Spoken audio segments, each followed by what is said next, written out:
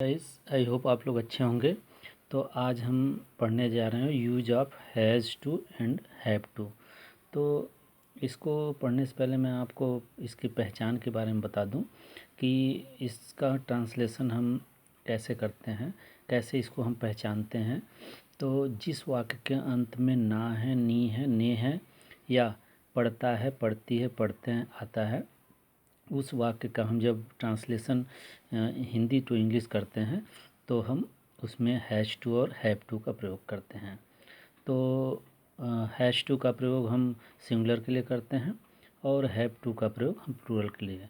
जैसे ही, सी, इट तथा एक वचन के कर्ता के साथ हम हैज़ टू का प्रयोग और आई, वी, यू, दे तथा बहुवचन के कर्ता के साथ हम हैव टू का प्रयोग करते हैं। जैसे मुझे दिल्ली जाना पड़ता है, मुझे दिल्ली जाना पड़ता है, मुझे दिल्ली जाना पड़ता है। ठीक है, तो इसका अनुवाद करेंगे तो आई हैव टू लग जाए, आई हो गया तो आई के साथ हैव टू। गो वर्ब का फर्स्ट फॉर्म टू दिल्ली, तो I have to go to Delhi. आपको 10 रुपये देना है। अब यहाँ तो हमने पढ़ता है, पढ़ती है की बात कर ली। अब यहाँ वाक्य के अंत में ना है तो आपको 10 रुपये देना है। अब आपको आ गया तो यू के साथ have to give 10 rupee, you have to give 10 rupee. अब इसमें हम अफर्मेशन जो वाले वाक्य होते हैं, अफर्मेटिव वाक्य होते हैं, जो साधारण वाक्य होते हैं, सिंपल सेंटेंस होते हैं, उनका स्ट्रक्चर क्या होता है? उनका स्ट्रक्चर होता है सब्जेक्ट, उसमें फिर हैज़ टू या हैव टू, वो हम सब्जेक्ट के अनुसार लगाते हैं, फिर वर्ब का फर्स्ट फॉर्म प्लस ऑब्जेक्ट लगा देते हैं। इस तरीके से हम अफर्मेटिव सेंटेंस की संरचना करते हैं या स्ट्रक्चर को फॉर्म करते हैं। अब हम एग्जाम्पल समझते हैं। उसे यह काम करना पड़ता है।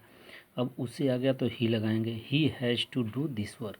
मुझे खेत में जाना है, अब ना यहाँ पे ना आ गया, यहाँ पे पड़ता है, मुझे खेत में जाना है, I have to go to field.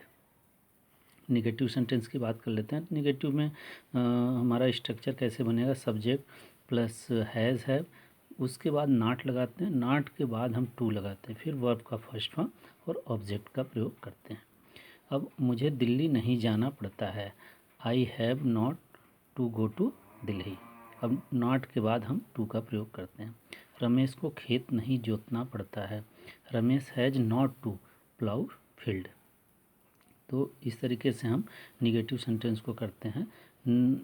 To की जो बात होती है, टू हम नॉट के बाद टू लगाते हैं। ये नहीं कि हैज़ टू नॉट लगाए, हैज़ टू नॉट नहीं लगाते, हैज़ नॉट टू जो है नॉट के बाद ही लगाया जाता है। अब इसके बाद हम इंट्रोगेटिव सेंटेंस की बात कर लेते हैं। तो इसका स्ट्रक्चर कैसे बनता है? Has have subject plus two plus verb का फर्स्ट फॉर्म प्लस ऑब्जेक्ट। तो इसमें हम देखते हैं एग्जाम्पल। क्या मुझे खाना खाना है? अब क्या से प्रारंभ हुआ और मुझे है, तो हम इसमें आई के साथ हैव का प्रयोग करेंगे। तो यहाँ हैव आई के बाद तुरंत टू का प्रयोग करेंगे। Have I to eat food, ये प्रश्न पूछ रहा है तो प्रश्नवाचक ये चिन्ह लगाया जाएगा। क्या तुम्हें क्रिकेट खेलना है? Have you to play cricket. तो देखिए हैव यू के बाद तुरंत टू लगाएंगे, have you to play cricket.